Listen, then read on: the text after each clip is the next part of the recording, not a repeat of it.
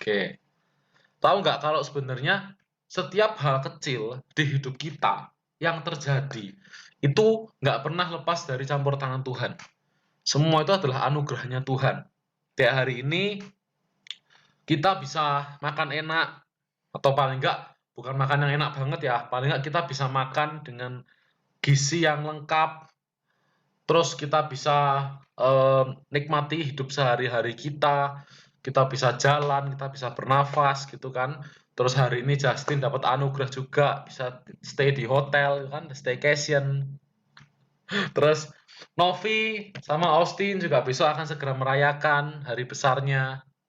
Nah, semua yang terjadi itu adalah anugerah Allah. Semua itu adalah anugerahnya Allah. Bukan karena kehebatan kita atau bukan karena ini kan sudah tak rencanakan kok, ini kan sudah tak planning kan. Iya, semua yang terjadi apapun yang kita rencanakan itu kalau bukan karena anugerah Tuhan, kalau bukan karena Tuhan tuh mengizinkan, ya nggak akan terjadi. Gitu loh. Nah, jadi kayak kemarin kan kayak Tuhan tuh bisa merancangkan. Manusia tuh bisa merencanakan apa yang mereka inginkan. Tapi kita juga harus ingat bahwa Tuhanlah yang menentukan seperti apa hasil akhirnya. Dan ketika Tuhan menentukan, apa yang Tuhan tentukan itu pasti yang terbaik buat kita. Makanya aku percaya bahwa semua yang terjadi itu adalah anugerah Allah. Dari kita bangun tidur, hal kecil dari kita bangun tidur sampai kita tidur lagi. Semua itu anugerah Allah yang terjadi. Ya kan? Fisik kita sempurna, kita bisa bernafas tiap pagi, ngomong lancar, mau dengerin juga lancar, mata bisa melihat, kaki bisa berjalan, tangan semua anggota badan bisa beraktivitas, organ-organ semua sehat. Loh itu kan anugerah Allah. Kenapa? Banyak sekali orang-orang itu yang nggak punya apa yang kita punya hari ini loh. Banyak orang nggak bisa jalan, betul ya? Kakinya lumpuh, atau kakinya sampai beberapa mengalami kecelakaan dan sampai diamputasi. Tangannya juga ada beberapa yang nggak lengkap. Ada yang buta nggak bisa melihat, tuli nggak bisa mendengar, gitu kan. Ada yang bisu. Nah, banyak orang-orang di sekitar kita itu yang tidak memiliki apa yang kita miliki hari ini. Nah, jadi kita harus sadar bahwa apapun yang terjadi di hidup kita itu semuanya itu adalah anugerah Allah. Dari hal-hal kecil, ya, aktivitas sehari-hari kita lancar, betul ya? Yang sekolahnya juga lancar, nilainya juga bagus, walaupun mungkin nggak sampai angka 9, misalkan. Cuma 7 atau 8, ya bersyukur itu juga anugerah Allah buat kita, gitu kan. Nah, jadi banyak hal yang terjadi di hidup kita yang kadang itu orang sudah mulai meremehkan hal yang kelihatannya hal-hal kecil atau merasa hal-hal yang sudah biasa terjadi sehari-hari sampai akhirnya kita lupa kalau sebenarnya yang kita alami itu ya anugerah Allah. Semua tuh anugerahnya Tuhan. Kita dikasih kesempatan untuk bisa melayani juga di gereja, untuk paling nggak bisa beribadah bersama-sama. Ya itu semua juga anugerah Tuhan. Hari ini kita bisa nge-Zoom bareng, ini ya anugerah Tuhan. Karena apa? Ya Tuhan perlancar internetnya itu kan. Kalau bayangkan kalau internetnya tiba-tiba terus lemot setengah mati, nggak lancar kayak Koko hari ini tiba-tiba internet Koko lemot. Nah, ya, berarti kan Koko masih bersyukur kalau sekarang kan lancar gitu kan. Berarti ini adalah anugerah Tuhan juga. Hari ini kita bisa nge-Zoom bareng, bisa fellowship bareng. Nah, banyak hal-hal kecil yang seringkali manusia tuh remehkan dan mereka merasa, "Oh, ini hal-hal yang biasa." Bukan lagi anugerah, bukan lagi kasih karunia Tuhan. Seakan bahwa kita itu sudah layak menerimanya. Memang kita seharusnya layak untuk menerimanya. Padahal kita harusnya sadar bahwa itu adalah anugerahnya Tuhan yang masih kasih berkatnya buat kita menikmati aktivitas kita sehari-hari. Ya kita bisa bayangkan aja, coba gini deh, kita sehari-hari bisa melihat. Terus bayangkan aja, satu hari aja, tiba-tiba mata kita buta. Kita nggak bisa lihat apa-apa. Perasaan kita gimana? Pasti down banget kan? Stres berat kan pasti kan? Walaupun kelihatannya cuma satu hari atau 1 jam aja, tiba-tiba mata kita buta, pasti kita akan stres berat. Nah, terus begitu kita bisa melihat lagi, Koko berani jamin, kita akan sangat bersyukur. Kita pasti akan sangat bersyukur. Kita pasti akan senang banget. Kita pasti akan ngomong sama Tuhan, Tuhan thank you berkatmu hari ini, Engkau sembuhkan aku bisa melihat. Pasti. Jadi, kadang kita itu akan merasakan berkat besar Tuhan. ketika kita tuh ngalami sendiri kehilangan apa yang kita bisa nikmati sehari-hari, baru kita bisa ngerasain berkat besar. Nah, ini bahayanya. Jadi kita harus sadari dari sekarang, kalau kita misalkan masih bisa berbicara kayak sekarang, ya ini berkatnya Tuhan. Bayangkan di luar sana banyak orang yang bisu, nggak bisa ngomong. Nah, kita juga bisa lihat kan ekspresi mereka gitu. Kayak kita baca aja sih. Kita pelajari aja di Alkitab. Waktu Tuhan Yesus mencelikan mata orang buta, mereka tuh seneng banget loh. Mereka girang bersorak-sorai. Padahal itu adalah hal-hal yang kita punya sehari-hari. Tapi kenapa kok kita jadi kurang bersyukur? Kenapa kita jadi kurang menghargai kasih karunia Tuhan tadi? Nah, makanya kenapa kok banyak hamba Tuhan yang mengajarkan jangan pernah lupa untuk bersyukur. Kenapa? Karena setiap yang terjadi di hidup kita itu karena Tuhan mengizinkan kita untuk bisa menikmatinya. Karena Tuhan masih kasih kita anugerahnya. Makanya kita masih bisa menikmati apa yang kita nikmati hari ini. Nah, makanya jangan pernah lupa setiap pagi, bangun tidur, setiap malam kita mau tidur pun, jangan lupa untuk doa dan bersyukur sama Tuhan. Saya thank you sama Tuhan sudah kasih anugerahnya, penyertaan dan kasih karunia sepanjang hari yang sampai kita ini bisa menikmati semuanya dengan paket komplit dari Tuhan. Oke ya, jadi semua yang terjadi di hidup kita adalah kasih karunia Tuhan, titik. Tidak ada satupun hal yang terjadi di hidup kita yang di luar campur tangannya Tuhan. Oke, nah sekarang ayo kita baca di ayat bacaan kita, yuk kita masuk lagi ke kitab Galatia. Kita baca di kitab Galatia pasal yang kedua, ayat yang ke-1. Galatia 2 ayat yang ke-1.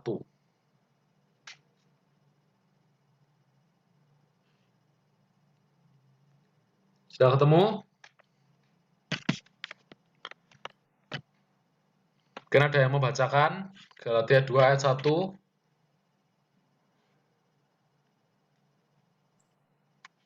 Tak bacain. Oke, thank you Yeri. Galatia 2 ayat 1. Paulus diakui oleh para rasul. Kemudian setelah lewat 14 tahun, aku pergi pula ke Yerusalem dengan Barnabas, dan Titus pun kebawa juga.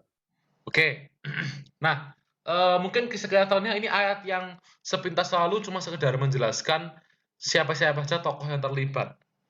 Tapi kalau kita gali tokoh-tokoh ini tuh sebenarnya bergerak karena anugerah Tuhan.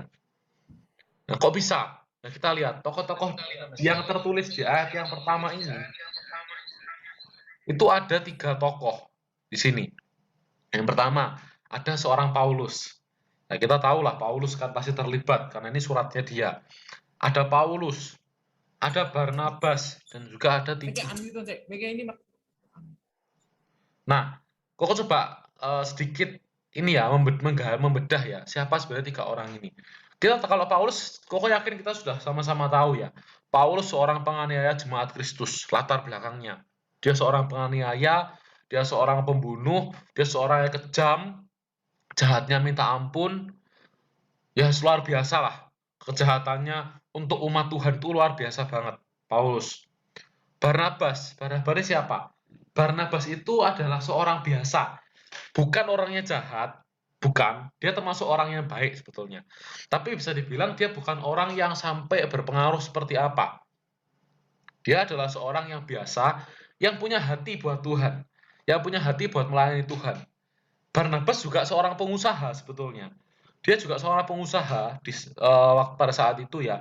Tapi Barnabas ini tidak pernah mengambil untung dari usahanya. Setiap kali dia punya keuntungan selalu diberikan untuk gereja. Selalu diberikan untuk keperluan pelayanan. Jadi bisa dibilang dia ini orang yang biasa tapi hatinya buat Tuhan itu luar biasa. Barnabas. Nah, lalu yang ketiga ada juga seorang namanya Titus.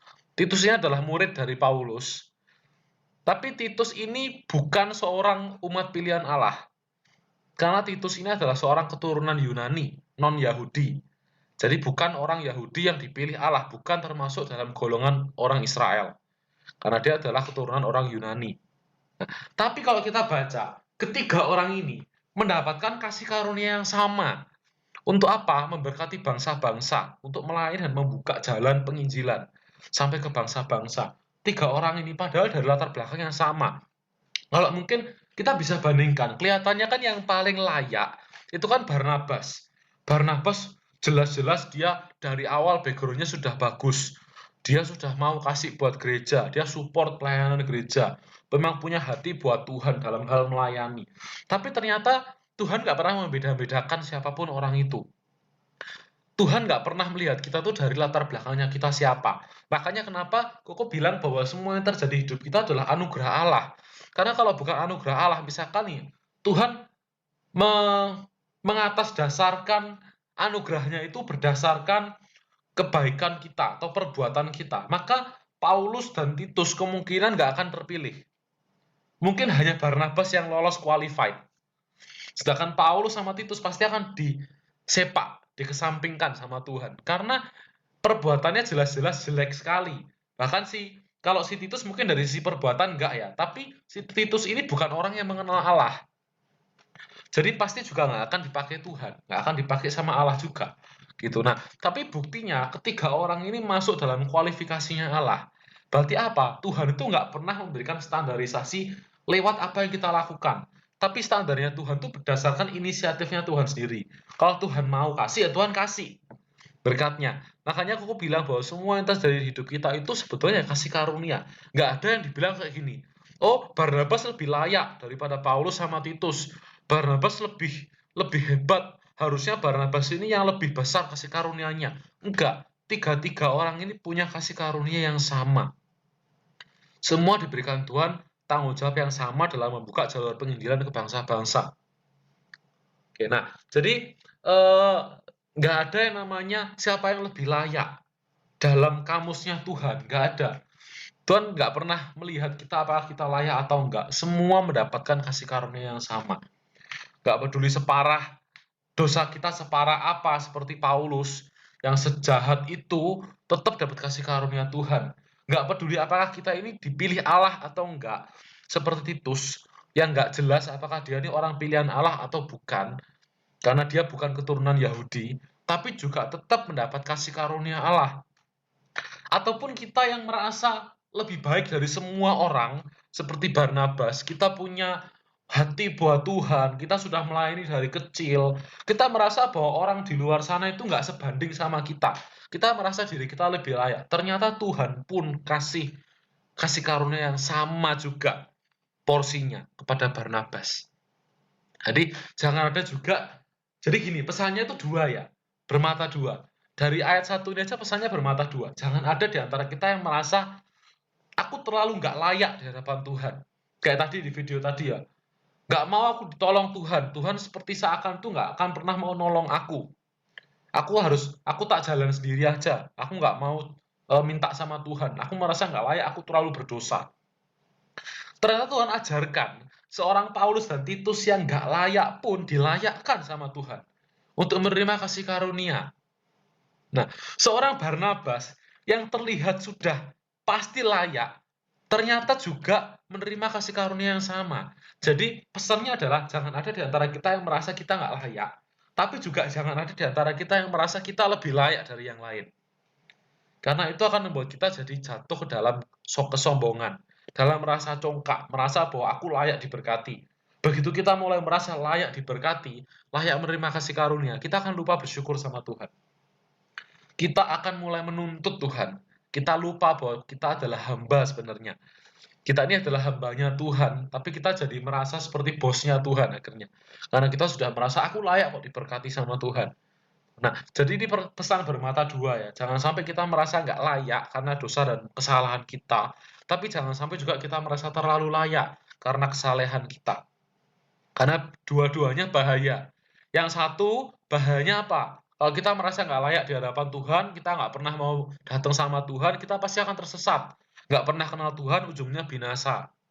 Kalau kita merasa terlalu layak, kita akan sombong, congkak, akhirnya apa? Lupa untuk mengandalkan Tuhan juga, merasa semua sudah layak, akhirnya apa? Jatuh dalam dosa juga, binasa juga, ujungnya sama. Nah, jadi pada dasarnya gini, setiap kita itu semua sama-sama nggak layak. Sama-sama nggak layak. Mau hebat apapun pelayanan kita, semua kita tuh sama-sama nggak layak di hadapan Tuhan. Tapi Tuhan melayakkan kita. Bukan karena apa yang kita lakukan, semua murni karena inisiatif Tuhan buat melayakkan kita. Jadi kalau kita mau lihat ya, ukuran kerajaan surga itu bukan siapa yang lebih layak dari yang lainnya. Bukan. Tapi ukuran kerajaan surga adalah siapa yang lebih nggak layak. Gitu. Nah, tapi nggak usah bingung. Kita mau seenggak layak apapun, Tuhan akan kasih kita kasih karunia yang sama. Kayak tadi kau kasih analogi ya di awal ya. Gak ada bedanya Tuhan nginjek semut kecil sama Tuhan nginjek nyamuk besar. Gak ada bedanya, sama-sama effortnya sama. Karena Tuhan kita maha kuasa. Nah, gak ada bedanya Tuhan melayakkan orang yang paling gak layak sekalipun dengan orang yang mungkin apa ya? Ya mungkin merasa lebih layak sekalipun gak layak. Itulah intinya. Nah, gak ada bedanya. Semua tetap mendapat kasih karunia Tuhan yang sama. Gitu. Nah, jadi kita belajar dari 3 tokoh ini, ternyata Tuhan kalau berikan kasih karunia itu nggak pernah pilih-pilih ya. Ternyata Tuhan tuh nggak pernah lihat latar belakangnya apa. Semua tuh dikasih sama rata. Ya ini loh, makna dari Tuhan kita tuh yang adil. Dia berikan kasih karunia ke setiap orang itu secara rata, tanpa melihat apa yang kita perbuat. Itulah yang disebut dengan kasih karunia. Apa yang kita dapatkan secara cuma-cuma, bukan karena hasil usahamu, tapi karena perkenanan Allah. Kita baca di ayat berikutnya.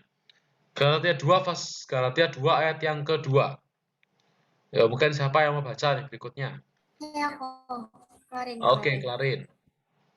Galatia 2 ayat yang kedua. Aku pergi berdasarkan suatu penyataan, dan kepada mereka kubentangkan Injil yang kuberitakan di antara bangsa-bangsa, bukan Yahudi.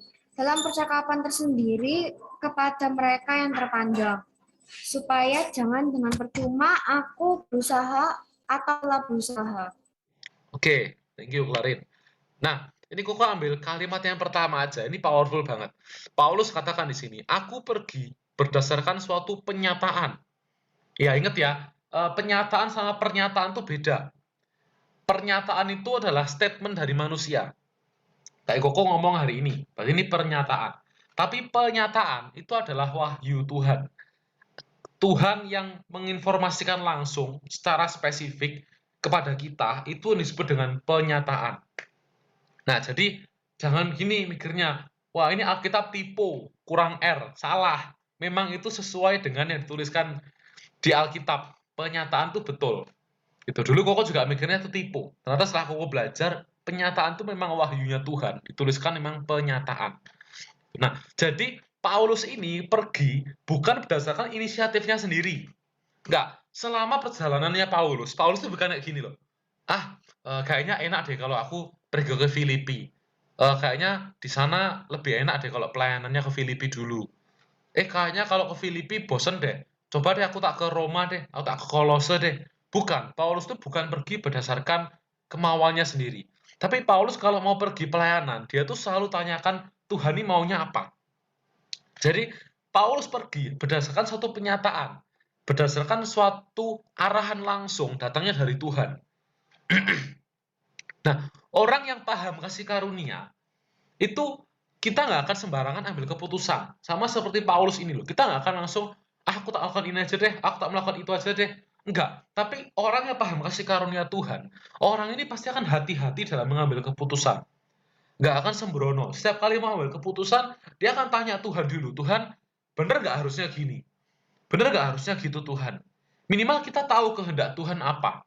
Nah, ini adalah orang yang kenal kasih karunia. Kenapa? Karena orang yang paham kasih karunia Tuhan itu pasti tahu bahwa balik lagi, semua yang terjadi di hidup kita itu karena kehendak Allah. Karena anugerahnya Tuhan tadi. Makanya kalau kita sadar, oh ya nih, semua yang terjadi di hidupku ini adalah anugerahnya Tuhan. Berarti mestinya kalau aku mau mengambil keputusan, mau melakukan apapun di hidupku, aku mestinya tanya sama Tuhan dulu. Karena Tuhan kan yang mengatur hidupku. Tuhan yang mengarahkan hidupku. Dan kita juga percaya kalau Tuhan mengarahkan hidup kita, pasti arahnya tuh ke arah yang baik.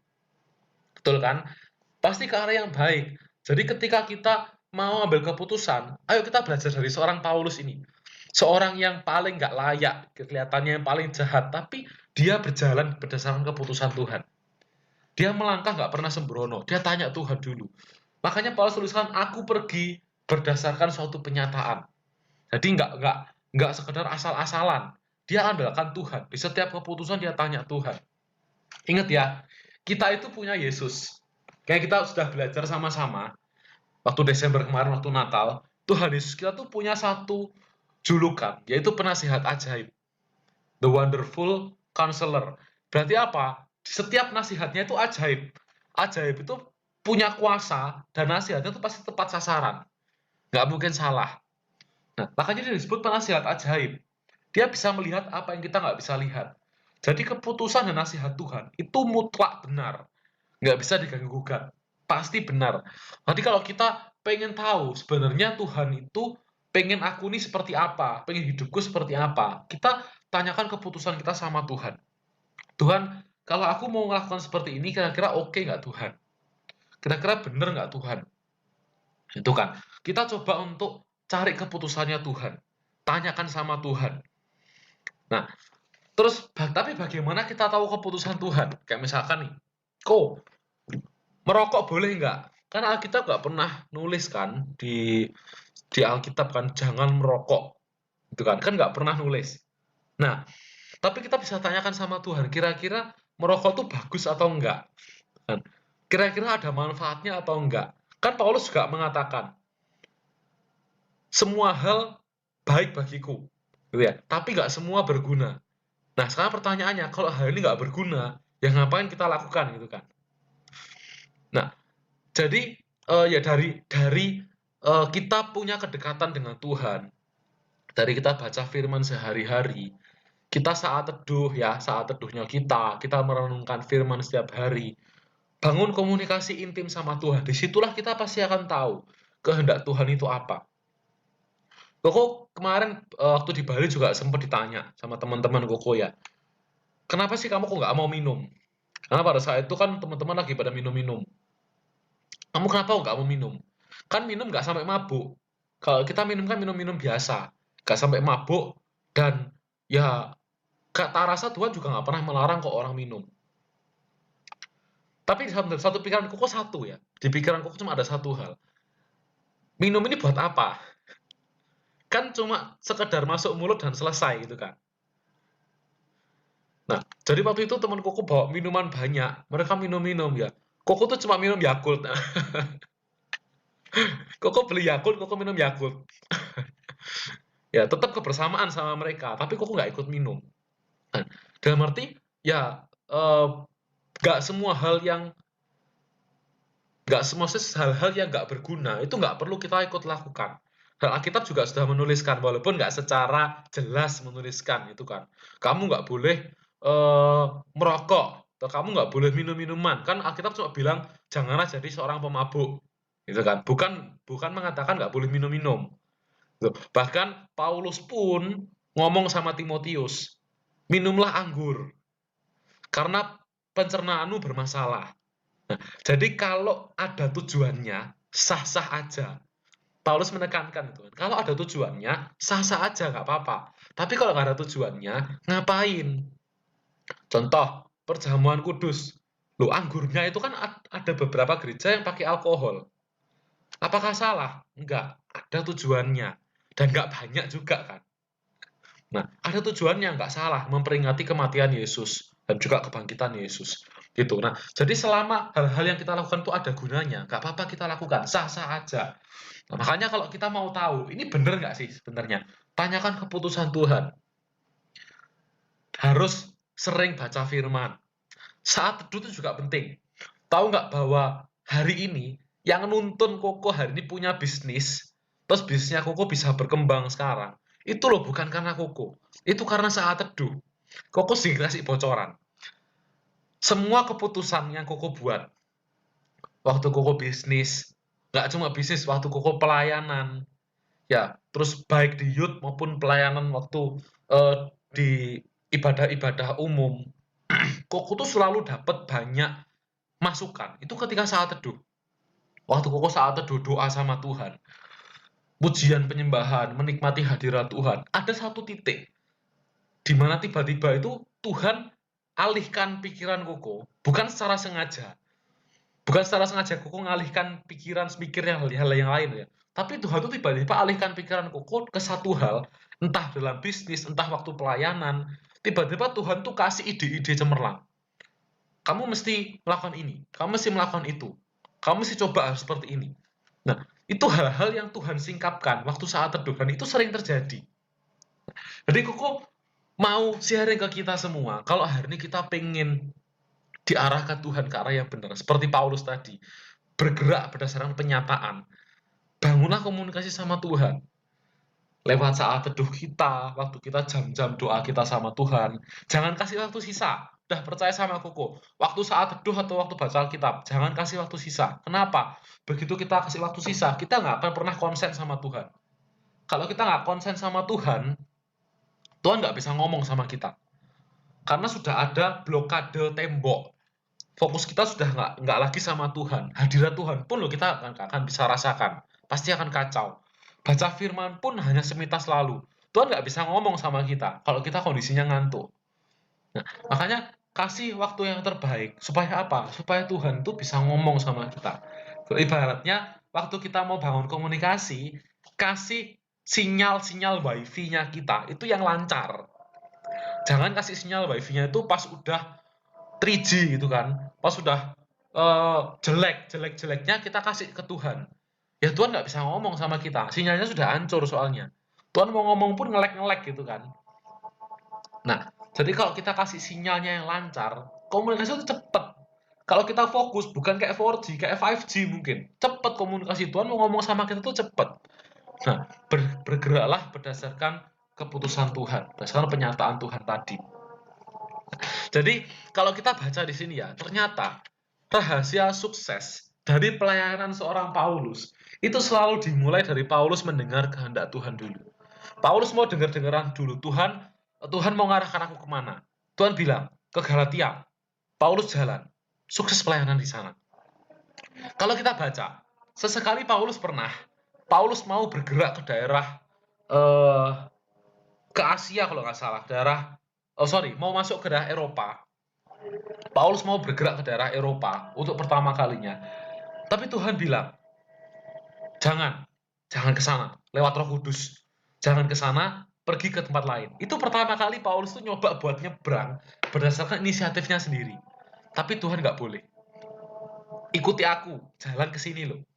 Jangan ke sana. Nah, akhirnya apa? Pelayanan Paulus semakin besar, semakin diberkati dan semakin luar biasa. Jadi, kalau kita berjalan berdasarkan penyataannya Allah, itu apapun yang kita kerjakan pasti akan berhasil. Dimulai dari kita dengar-dengaran dulu sama Tuhan. Akan ada banyak sekali berkat dan anugerah yang besar di hidup kita yang Tuhan kasih karena kita mau dengar-dengaran sama Tuhan. Karena kita mau melakukan kehendak Tuhan. Berkat yang Alkitab katakan, mata kita nggak pernah lihat, telinga kita nggak pernah dengar, yang nggak pernah timbul di dalam hati kita. Berkat-berkat sebesar ini yang nanti Tuhan akan kasih di hidup kita. Kalau kita tuh mau dengar-dengaran sama Tuhan. Kalau kita itu mau belajar buat melakukan apa yang jadi kehendak Tuhan. Pasti akan ada banyak berkat yang Tuhan kasih di hidup kita. Nah, dan tapi kita juga harus ingat bahwa semua berkat itu, balik lagi, bukan karena apa yang kita lakukan. Tapi semua berkat itu adalah murni inisiatifnya Tuhan kita. Murni karena Tuhan kita tuh mikir gini loh, wah kayaknya pas ya kalau aku berkati Klarin ya. Oh kayaknya pas ini kalau sekarang ini aku kasih berkatnya ke Yeri. Terus sekarang pas nih kasih berkatnya ke Angie, ke Evelyn, atau ke Nel, atau ke Justin, atau ke Austin, ke Novi. Nah, kayak seperti Tuhan tuh punya inisiatif sendiri. Oh ini waktu yang pas buat tak berkati. Terus jadi semua berkat kita itu murni inisiatifnya Allah. Bukan karena gini ya. Tadi kan Koko bilang, kalau kita melakukan kehendak Tuhan nanti pasti ada berkat besar. Terus kita akhirnya jadi berpikir, oh berarti kalau aku melakukan kehendak Tuhan baru aku diberkati. Kalau aku melakukan suatu hal baru aku diberkati. Bukan, kebalik. Kita diberkati dulu baru kita melakukan kehendak Tuhan. Nah, kalau kita dapat berkat lagi, yaitu sebenarnya bonus dari Tuhan. Karena gini, kita harus tahu ya, Alkitab mengatakan, kita sudah ditebus, dan harganya sudah lunas dibayar. Tahu ya ayatnya ya, di Korintus ada. Nah, berarti apa? Kalau kita sudah ditebus, kita sudah dibeli, berarti hidup kita ini bukan hidup kita lagi, bukan milik kita lagi, tapi miliknya Tuhan. Berarti harusnya melakukan kehendak Tuhan itu bukan atas kerelaan. Nah, jadi jangan salah ya. Ini banyak orang Kristen tuh komplain sama Tuhan. Tuhan, aku sudah melakukan kehendak-Mu, Tuhan. Tapi kenapa kok Tuhan nggak berkati aku? Aku nggak kunjung disembuh-sembuhkan. Kok aku nggak segera dapat berkat besar? Kok pekerjaanku nggak segera maju? Kok sekolahku kok gini-gini aja, Tuhan? Kok nilaiku nggak bagus-bagus? Kakak sudah melakukan kehendak-Mu, Tuhan. Banyak yang komplain. Itu kan? Nah, ibaratnya gini ya. Eh, seorang budak. Kan kita kan hamba Tuhan, gitu kan? Hamba itu kan budak sebenarnya. Apakah ada budak yang ngomong gini, Tuhan, aku lo sudah melayanimu Tuhan. Aku sudah melakukan ini, melakukan itu semua, kamu mau tak lakukan Tuhan. Tapi masa sih Tuhan kok aku nih nggak digaji lagi, aku nggak dikasih apa-apa, mau dikasih bonus gitu loh apa. Nah, nggak bisa. Dengan kenapa? Karena ya melakukan kehendak Tuhan itu sudah kewajibannya kita. Jadi intinya gini, biarkan kita itu punya cara pandang yang benar ya ke Tuhan. Kita sudah diberkati dulu. Lewat apa? Tuhan tebus semua dosa kita. Ini berkat terbesar loh. Nggak bisa digantikan dengan berkat materi apapun. Tuhan sudah tebus kita sudah diselamatkan, bener kan? Kita sudah diselamatkan sama Tuhan, kita ditebus. Udah ini berkat terbesar Tuhan. Yang kita dapatkan atas dasar apa? Kasih karunia tadi. Kita sudah ditebus, berarti kita sudah mulai jadi sosok apa? Hamba Tuhan kan? Karena hidup kita adalah milik Tuhan, sudah ditebus. Berarti ini adalah melakukan kehendak Tuhan, ini jadi kewajibannya kita. Diberkati dulu, baru kita melakukan kehendak Tuhan. Nah, terus kalau misalkan ternyata di next step berikutnya, Tuhan ada kasih kita berkat lagi, entah berkat materi, entah kita disertai, entah kita disembuhkan, kita masih tahu, ini bukan atas dasar melakukan kehendak Tuhan yang sebelumnya. Bukan, tapi ini atas dasar bonusnya Tuhan. Inisiatifnya Tuhan. Iya ya, aku sayang nih sama Yeri, aku mesti sembuhkan Yeri. Itu bonusnya Tuhan. Oh iya ya, aku tahu anakku Justin ini butuh. Oke, tak berkati. Ini bonusnya Tuhan. Tuhan tuh berinisiatif. Nah, makanya Koko bilang, semua yang terjadi adalah karena anugerah Tuhan. Anugerah Tuhan buat kita. Makanya hari ini kita menikmati berkat-berkat Tuhan. Inisiatifnya Tuhan. Oke ya, jadi semua itu bonus. Kadang juga banyak, dunia ini suka memutarbalikkan kebenaran. Dunia suka katakan gini, kalau mau banyak berkat, harus banyak usaha. Orang-orang di Jepang percaya itu. Kalau mau banyak berkat, harus banyak kerja. Makanya mereka sampai lembur-lembur. Sampai jam 4 pagi, jam 5 pagi, mereka masih stay di kantor buat kerja. Kalau kalian mungkin pernah lihat gaya hidup di Jepang, kok sih belum pernah lihat ya. Tapi banyak orang cerita, di Jepang itu sampai malam pun, bahkan sampai subuh-subuh pun, kantor itu masih terang lampu-lampunya. Masih banyak orang yang kerja di sana. Karena mereka punya sudut pandang yang salah. Ya mereka orang nggak percaya Tuhan soalnya. Makanya mereka berpikir bahwa berkat itu mereka dapatkan kalau mereka semakin giat bekerja. Tapi ujungnya apa? Apakah mereka diberkati? Enggak. Banyak orang stres. Banyak orang bunuh diri pada akhirnya. Ya kan? Mereka nggak capai tugas target mereka. Mereka stres, mereka bunuh diri. Mereka nggak punya waktu quality time sama keluarga.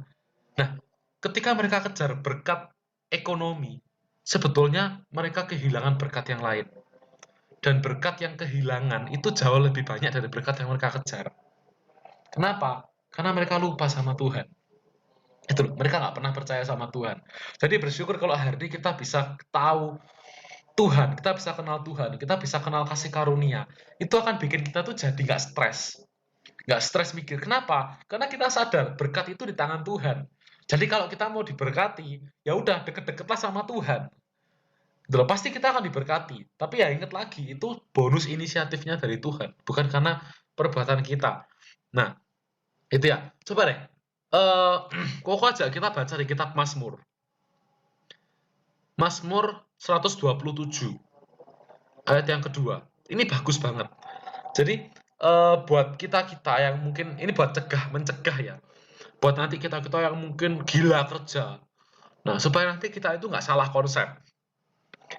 Mazmur 127 ayat yang kedua. Coba salah seorang bantu Koko baca yang sudah temu. Klarin. Oke, Klarin. Mazmur 127 ayat 2. Sia-sialah kamu bangun pagi-pagi dan duduk-duduk sampai jauh malam, dan makan roti yang diperoleh dengan susah payah, sebab ia memberikannya kepada yang dicintainya pada waktu tidur. Nah, thank you, Klarin. Ini ya, sia-sialah kamu bangun pagi dan tidur dan duduk-duduk sampai larut malam, begadang-begadang itu kan, sampai larut malam. Nah, semua itu akan sia-sia kalau kita jadi nggak mengandalkan Tuhan. Percuma. Tuh, makanya dikatakan di sini, ia memberikan kepada yang dicintainya pada waktu tidur. Sebab ia memberikannya kepada yang dicintainya pada waktu tidur. Nah, jadi berkat itu bukan ditentukan dari seberapa keras kita bekerja. Usaha-usaha kayak yang dunia bilang, kerja keras, kerja keras bagai kuda gitu kan. Supaya apa? Supaya kita bisa berkatnya besar. Salah total. Salah total. Buktinya orang di Jepang nggak diberkat-berkati amat. Mungkin negaranya kelihatan maju, tapi orangnya stres semua. Ya buat apa gitu kan? Nah, jadi ini yang ngomong Salomo sendiri loh. Tahu kan Salomo? Salomo itu bukan orang males. Dia orang paling kaya, kerajaannya besar luar biasa. Dia ini seorang pekerja keras, raja yang kerja keras. Nah, jadi perkataannya ini valid. Salomo bilang, percuma kamu bangun pagi-pagi, kamu tidur sampai begadang, terus makan roti yang diperoleh dengan susah payah, sia-sia. Karena Tuhan memberikan berkatnya kepada yang dicintainya pada waktu tidur. Bukan pada waktu kerja, pada waktu tidur. Berarti apa? Berkat kita itu semua murni kasih karunia Tuhan. Kalau Tuhan mau kasih ke kita, Tuhan pasti akan kasih kok. Dan kabar baiknya, Tuhan kita tuh Tuhan Allah yang sangat murah hati. Jadi, kalau dia tahu kita yang dekat sama Tuhan, benar-benar dekat sama Tuhan, kita yang intim sama Tuhan, dan Tuhan tahu kita butuh, Tuhan pasti akan kasih. Nggak mungkin Tuhan tahan berkatnya buat kita. Pasti akan dikasih. Karena Tuhan kita tuh teramat murah hati. Makanya kita bersyukur kalau Tuhan kita tuh murah hati ya. Karena Tuhan pasti akan berkati kita. Bukan karena kerja kerasnya kita. Nah, jadi Koko nggak pernah ngajarin kita untuk jadi males. Kerja keras penting. Harus. Tapi jangan jadi workaholic. Kerja terus sampai kita lupa makan. Sampai akhirnya lupa keluarga sendiri. Seperti orang-orang yang ada di Jepang. Gitu kan. Tapi kita harus sadar bahwa berkat kita itu yang menentukan Tuhan. Sudah ada porsi yang sendiri-sendiri yang Tuhan tetapkan buat setiap kita. Oke ya. Nah, coba kita lihat deh. Ini Koko akan bacakan aja. Ini kisah tentang hari Sabat. Di Keluaran 16 ayat yang ke-22 sampai ayat yang ke-26. Ini Koko bacakan aja. Dan pada hari yang ke-6, mereka memungut roti itu 2 kali lipat banyaknya, 2 gomer untuk tiap-tiap orang. Dan datanglah semua pemimpin jemaah memberitahukannya kepada Musa. Lalu berkatalah Musa kepada mereka, inilah yang dimaksudkan Tuhan. Besok adalah hari perhentian penuh, Sabat yang kudus bagi Tuhan. Maka roti yang perlu kamu bakar, bakarlah. Apa yang perlu kamu masak, masaklah. Dan segala kelebihannya, biarkanlah di tempatnya untuk disimpan sampai pagi. Selanjutnya mereka membiarkannya di tempatnya sampai keesokan harinya. Seperti yang diperintahkan Musa, lalu tidaklah berbau busuk dan tidak ada ulat di dalamnya. Selanjutnya kata Musa, makanlah itu pada hari ini, sebab hari ini adalah Sabat untuk Tuhan. Dan pada hari ini tidaklah kamu mendapatnya di padang. 6 hari lamanya kamu memungutnya, tapi pada hari yang ke-7 ada Sabat. Maka roti itu tidak ada pada hari itu. Nah, ini Musa sedang mengajarkan tentang hari Sabat, hari perhentian penuh. Di mana orang itu nggak perlu kerja. Kalau sekarang kita ini hari Minggu, harinya kita beribadah. Nah, Tuhan itu ajarkan gini, kamu harus Sabat, perhentian penuh, istirahat. Kamu nggak perlu kerja, nggak apa-apa. Karena di hari itu adalah hari di mana kamu mesti membangun relasi sama aku. Harus datang sama Tuhan, beribadah sama Tuhan. Hari Sabatnya mereka. Tapi kamu nggak perlu khawatir. Inilah ya Tuhan kita tuh keren. Kamu nggak perlu khawatir akan apa yang akan kamu makan di hari yang ke-7. Karena di hari yang ke-6, berkatmu tak bikin double. Tuhan kasih berkat double. Supaya apa? Hari ke-7 mereka bisa makan tanpa mereka bekerja.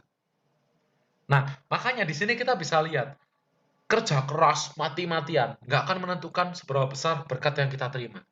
Tapi kalau kita mau diberkati, kerja keras penting. Tapi yang lebih penting apa? Bangun hubungan sama Tuhan. Dekatlah sama Tuhan.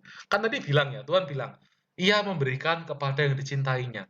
Kalau kita nggak dekat sama Tuhan, nah berarti akan susah. Gitu kan. Kayak orang Jepang tadi, kerja keras, berkatnya pun malah banyak yang bocor. Tapi kalau kita dekat sama Tuhan, kita memposisikan diri kita tuh sebagai anak yang betul-betul intim sama Tuhan, berkat tuh pasti akan dikasih karena kasih karunia Tuhan. Oke, jadi kuncinya dari terima anugerah, terima berkat Tuhan, kasih karunia Tuhan, bukan usaha kita, tapi seberapa kita mau denger-dengeran sama Tuhan, dan seberapa kita itu mau bergantung sama Tuhan. Udah, titik di situ, berkat kita pasti akan melimpah. Nah, tapi kita nggak boleh nuntut ya. Tuhan, aku sudah deket nih sama Tuhan, sudah doa tiap hari, baca kitab suci tiap hari itu kan, kok nggak segera diberkati? Nah, balik lagi ingat, berkat itu adalah kasih karunia, bonus dari Tuhan. Tuhan tahu kalau kita belum dikasih, berarti mungkin menurut Tuhan kita belum butuh, belum waktu terbaiknya kita. Tapi kalau kita sudah dikasih, berarti Tuhan tahu itu waktu yang pas buat kita. Oke, kita lanjutkan lagi. Kita balik ke Galatia 2. Galatia 2, kita lanjut ke ayat 3 dan 4. Pak, siapa mau bantu baca? Galatia 2 ayat 3 sampai 4. Lainnya kelarin. Gabrielku. Oke, Gabriel. Tetapi kendati pun Titus yang bersama-sama dengan aku adalah seorang Yunani, namun dia tidak dipaksa untuk menyunatkan dirinya. Memang ada desakan dari saudara-saudara palsu yang menyusup masuk, yaitu mereka yang menyelundup ke dalam untuk menghadang kebebasan kita yang kita miliki di dalam Kristus Yesus, supaya dengan jalan itu mereka dapat mempertahankan kita. Oke, thank you Nel. Nah, ini ayat yang ketiga ya. Paulus kasih contoh. Paulus bilang gini, tetapi kendati pun Titus yang bersama-sama dengan aku adalah seorang Yunani, namun ia tidak dipaksa untuk menyunatkan dirinya. Paulus bilang, Titus ini loh, seorang Yunani, tapi aku, Paulus, nggak pernah suruh Titus menyunatkan dirinya. Karena waktu kan, balik lagi kan, beberapa minggu lalu Koko sudah bilang, masalah yang terjadi di Galatia ini adalah banyak umat-umat yang non-Yahudi dipaksa buat sunat. Padahal itu nggak perlu sebenarnya. Karena mereka sudah terima Tuhan, sudah percaya sama Tuhan. Sebenarnya nggak perlu, tapi ditambah-tambahi ajaran-ajaran yang nggak benar, yang nggak beres. Nah, Paulus tekankan, lihat Titus. Titus ini, kamu tahu kan Titus siapa? Titus ini adalah orang yang dipakai Allah. Nah, hari ini menyertai aku dalam pelayanan. Dia ini orang luar biasa. Allah memakai dia. Tapi dia nggak pernah tak suruh sunat. Nggak pernah sama sekali. Nah, berarti tandanya apa? Dipakai Allah atau diberkati karena dapat kasih karunia Allah, itu nggak pernah ditentukan dari perbuatan kita. Tuh, Paulus mau tekankan ke orang Galatia. Kalau kamu mau dapat perkenanan Allah, mau dapat kasih karunia Allah, nggak butuh kamu sunat-sunatan. Nggak, lihat Titus. Titus pun lo nggak pernah tak tuntut untuk sunat. Tapi dia dipakai Allah kok. Nah, jadi kamu orang Galatia pun juga sama. Kamu nggak perlu ngikuti orang-orang Yahudi ngomong apa. Kalau kamu percaya sama Allah, titik cukup. Kasih karunia akan dikasih ke kamu. Karena kamu sudah masuk dalam umat pilihan Allah. Detik ketika kita percaya sama Allah, percaya sama Yesus, kita percaya sama Yesus, kita itu sudah menerima keselamatan, dan kita sudah masuk dalam circle-nya umat pilihan Allah. Oke ya, nah jadi nggak ada yang namanya kasih karunia plus-plus atau Yesus plus-plus, enggak. Semua itu titik ketika kita percaya, kasih karunia pasti akan dapat. Sesimpel itu, karena kasih karunia itu betul-betul hal yang cuma-cuma dikasih ke kita. Nah, dan kasih karunia itu sifatnya memerdekakan. Kasih karunia sifatnya memerdekakan, bukan memperhambakan, bukan justru membatasi. Kalau kita punya pola pikiran, terima kasih karunia itu harus dituntut melakukan ini dan melakukan itu. Sama kayak orang Jepang tadi, Koko cerita. Untuk dia terima berkat, dia harus kerja sekeras-kerasnya. Akhirnya apa? Stres, pusing, beberapa bunuh diri, kehilangan berkat yang lain. Justru ketika kita itu menganggap bahwa kasih karunia kita dapatkan lewat perbuatan kita akan jadi orang paling stres dunia. Karena kita berusaha kejar dengan kemampuan kita. Sedangkan kita tuh nggak bisa menggerakkan hati Tuhan dengan apa yang kita lakukan terus kerja keras mati-matian. Enggak, bukan. Deket sama Tuhan. Kuncinya di situ. Deket sama Tuhan. Kuncinya di situ. Jadi jangan salah. Jangan salah. Ini. Koko punya satu statement. Ini mungkin Austin pernah dengar. Satu statement di tempat kerja Koko. Yang ini Koko nggak pernah setuju sama sekali. Kalau Austin pernah dengar, Koko juga ajak Austin supaya jangan percaya sama statement ini. Koko ada statement seperti ini. Bekerjalah sampai Tuhan menangis melihatmu bekerja. Koko nggak pernah sekalipun pakai statement ini ketika Koko sharing sama rekan kerjanya Koko. Kenapa? Karena Koko tahu statement ini salah. Kalau kita punya statement bekerjalah sampai Tuhan menangis melihat kita bekerja, supaya kita diberkati. Berarti konsepnya apa? Kerja, mati-matian, baru kita diberkati Tuhan. Salah total. Berkatnya Tuhan dikasih lewat kasih karunia. Bukan karena kita kerja keras. Jangan jadi orang yang membatasi kasih karunia Tuhan. Sampai akhirnya apa? Kita stres sendiri. Kerja mati-matian kayak orang Jepang tadi. Akhirnya kita kehilangan berkat yang lain. Padahal sebetulnya, kalau kita dekat aja sama Tuhan, Tuhan kasih karunia ke kita. Ingat ya, kok nggak jarang kita malas loh ya. Kerja keras juga penting. Tapi harus ingat, fondasi yang paling utama. Bagaimana kita punya hubungan intim dulu sama Tuhan. Fondasi utamanya. Oke? Nah, karena kalau kita bisa percaya kasih karunia, hidup kita tuh enteng banget. Enteng banget. Karena nggak ada tuntutan. Nggak ada tuntutan. Kita bisa hidup dengan bebas. Bisa damai sejahtera tuh bisa benar-benar ada di hati kita. Sukacita. Kita bisa merasakan kasih Kristus. Karena nggak ada tuntutan sama sekali. Nggak ada lagi konsep bahwa kita harus berbuat ini, berbuat itu. Yesus titik. Kasih karunia dikasih oleh Yesus titik. Udah cukup. Jangan juga percaya sama tradisi.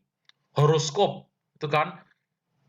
Bulan ini Aquarius percintaannya lagi nggak beres. Nah, bulan ini Aquarius pasangannya bakalan selingkuh. Yang terjadi apa? Stres kan, overprotective, terus stres gitu, pasangannya dikekang dan lain sebagainya.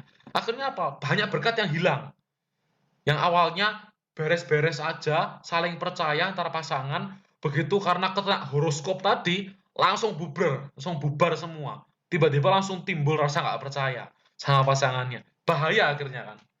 Merusak berkat yang sudah seharusnya nggak perlu dirusak. Kenapa? Karena tradisi. Masalah horoskop gitu kan. Padahal Tuhan bilang apa? Tuhan sudah bilang, rancanganku adalah damai sejahtera. Nah, terus, kok kita percaya sama horoskop yang bilang bahwa kita lagi sial bulan ini? Nah, berarti kan kita sudah nggak percaya sama Tuhan. Wah, Tuhan berarti bohong. Nggak ada rancangan damai sejahtera. Buktinya bulan ini horoskopku jelek kok. Nah, buktinya bulan ini feng shui-nya nggak bagus.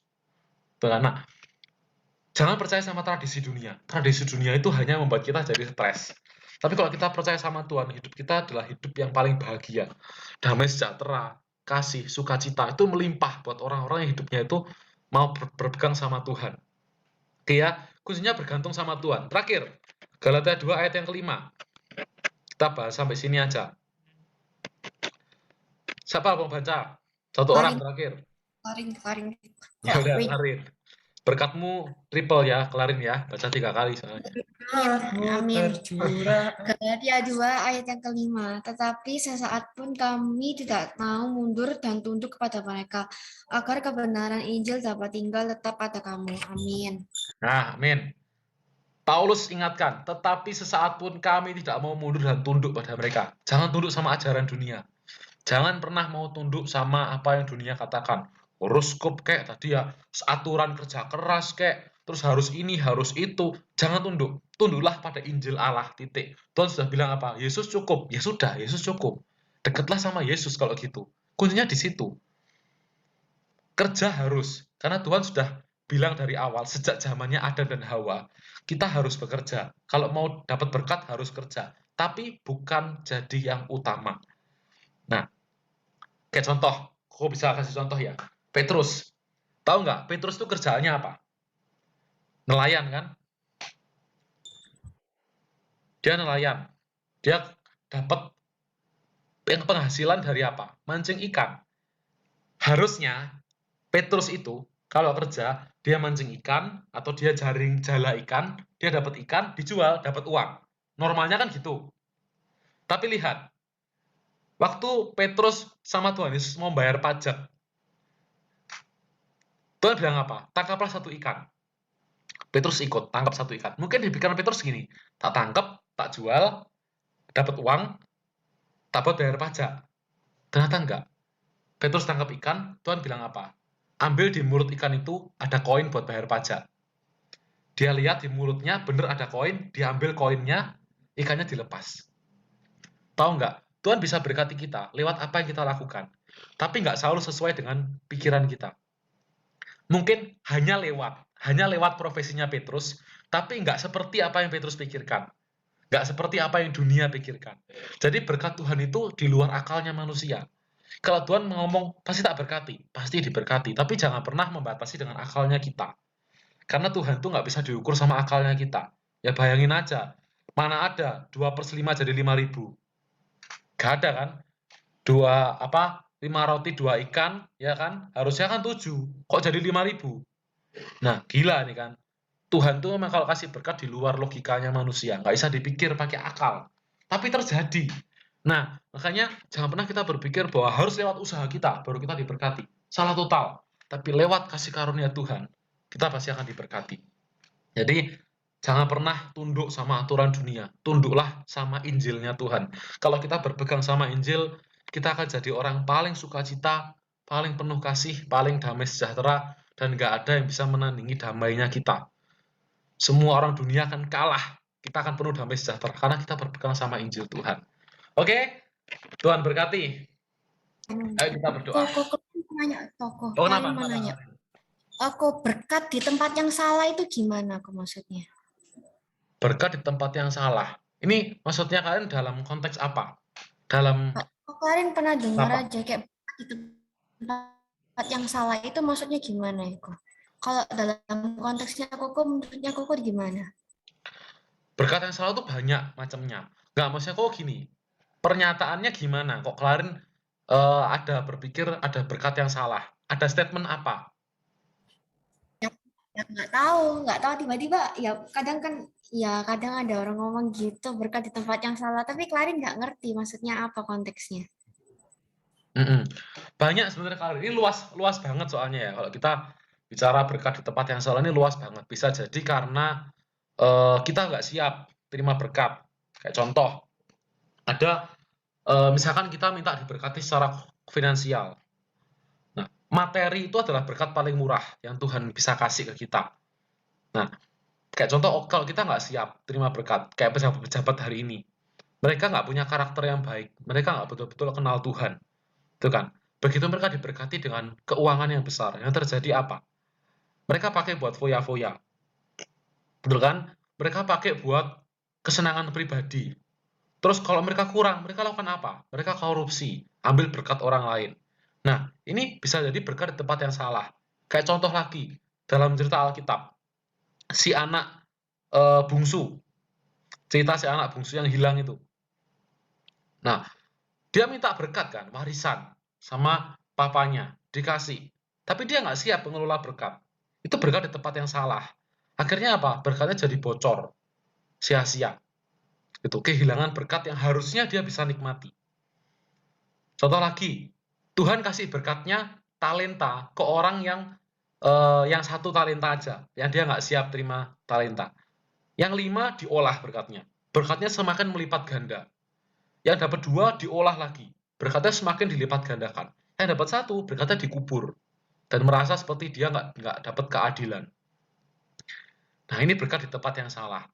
Nah, makanya Koko sering sharingkan ke kita, kalau kita ini mau dapat berkat dan kita bisa kelola berkatnya kita harus dekat sama Tuhan.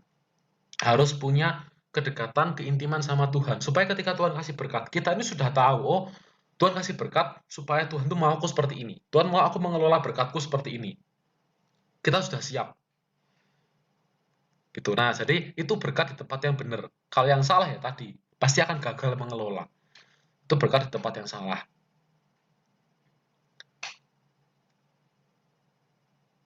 Nangkep nggak? Klarin.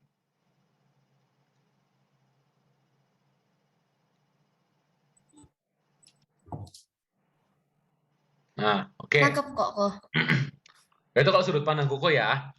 Soalnya Koko nggak tahu statementnya yang Klarin maksud ini yang ke arah mana. Jadi itu kalau sudut pandang Koko seperti itu. Gitu. Oke, ada yang mau ini tanya lagi mungkin? Atau ada yang bingung, pengen tanya dulu nggak apa-apa wes. Koko open sesi tanya jawab. Jarang-jarang loh ini ada khotbah sesi tanya jawab gini.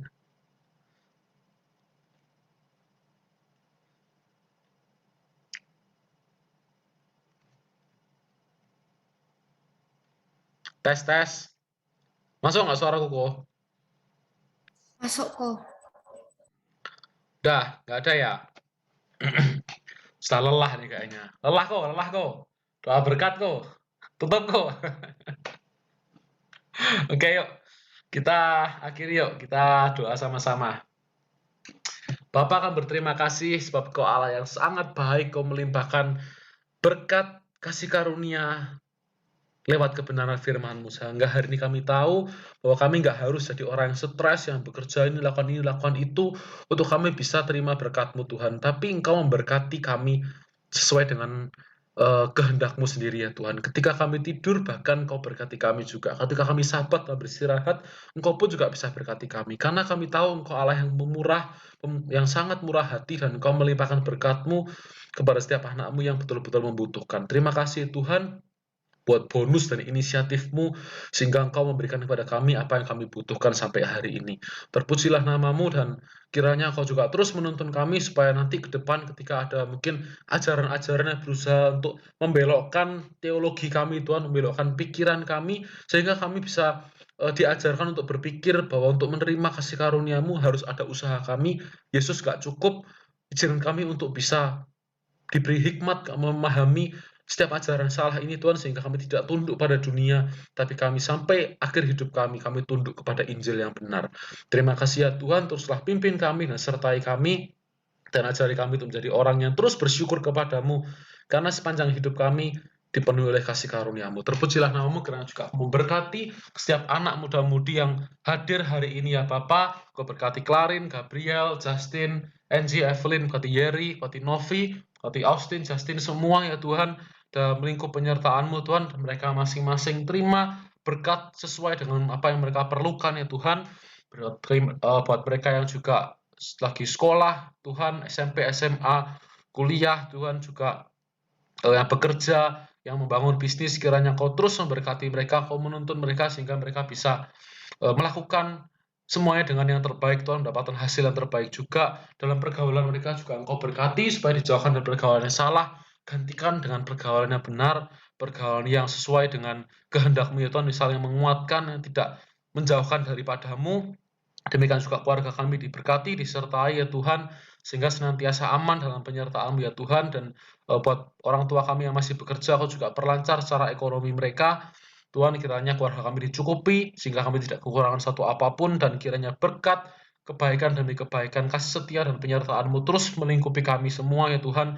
Masa depan kami, semua yang kami rancangkan, impian kami, cita-cita kami, kiranya Engkau Tuhan yang menjadikan berhasil. Terpujilah nama-Mu, dan Allah Bapa kami yang baik, kiranya juga berkati kami dengan secara rohani kami ya Tuhan, sehingga kami mau terus dekat kepadamu, terus mengasihi-Mu, terus mencari-Mu, terus berpegang kepadamu, karena disitulah kunci kasih karunia-Mu akan dilimpahkan dalam hidup kami. Terima kasih ya Bapa buat segala kebaikan dan firman telah berikan bagi kami semua. Anak muda-mudi dikasihi Tuhan, bersama-sama kita angkat kedua tangan kita dengan iman, kiranya Tuhan memberkati Engkau dan melindungi Engkau. Tuhan menyinari Engkau dengan wajah-Nya dan memberikan kepadamu kasih karunia. Tuhan menghadapkan wajah-Nya kepadamu dan melimpahi kita semua dengan damai sejahtera yang melampaui segala akal, yang memelihara kita, hati dan pikiran kita dari sekarang dan sampai selama-lamanya. Yang sudah diberkati Tuhan, mari sama-sama kita mengatakan amin. Oke, thank you guys. Tuhan Yesus memberkati. Jangan lupa Thank you, besok kita ketemu ya hari Minggu, ibadah sama-sama. Thank you semua. Selamat malam Minggu.